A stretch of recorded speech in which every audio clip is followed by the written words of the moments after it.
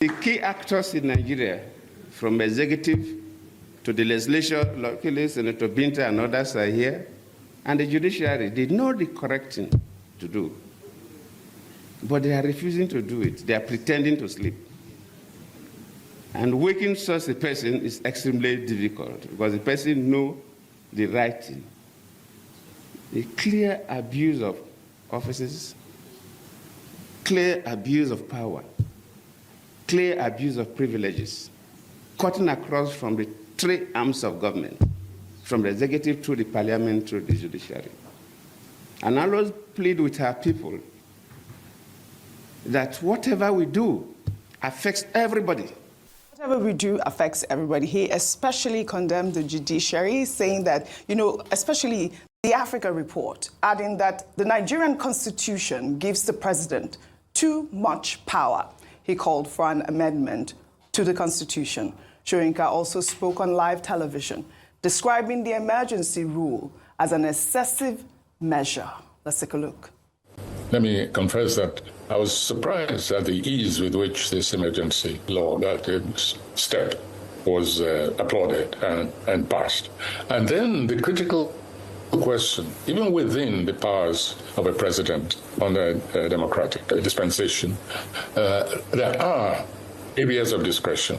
And you're quite right to point out this wholesale suspension of everything for governor. I think that's an over excessive response within the rights and the powers. We're assuming now, let's say that the president is constitutionally right, but within his powers, there are also areas of discretion. And I think that the wholesale scuttling of the democratic existence in the rivers was excessive. I think it could. Governors under the People's Democratic Party have instructed lawyers to file a suit at the Supreme Court against President Bola Ahmed Tinubu to challenge the declaration of a state of emergency in Rivers State.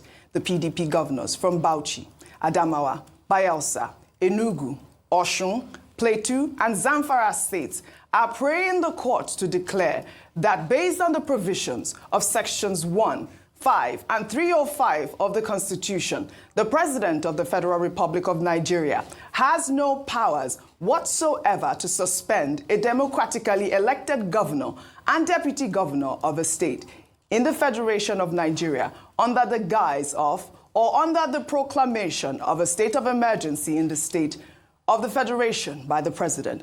Fubara, however, is unable to join the suit because he would need authorization, according to reports from the current administration in Rivers State, which is impossible because the sole administrator reports directly to the president, who is being sued by the PDP governors. Dr. Abati, I heard you earlier talking about INEC declared Sim Fubara the winner of the Rivers State election in March 2023. Let's take a look.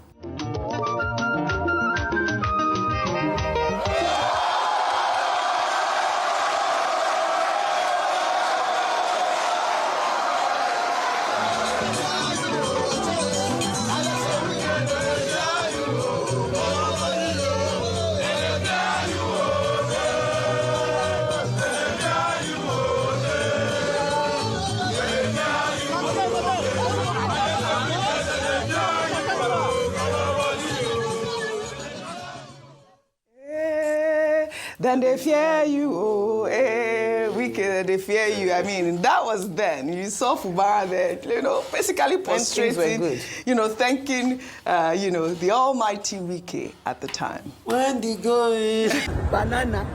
Where is the business? For now, I don't even have a shop. I produce from the house. Show me a sample. I pay with my products. This is tiger nut. Calm down now. I pay with my credentials. I have registered business name, but I don't even have an office for now. And you are the one that produced this? Yes. So how much are you looking for? How much are you looking for? 2 million. 2 million. Yes. Okay. Where is the Commissioner for Trade and Investment? Please take this. Take her number. Go and see what she's doing, help me set her up. When you set her up with equipment, maybe 3 million for equipment, you give her 2 million.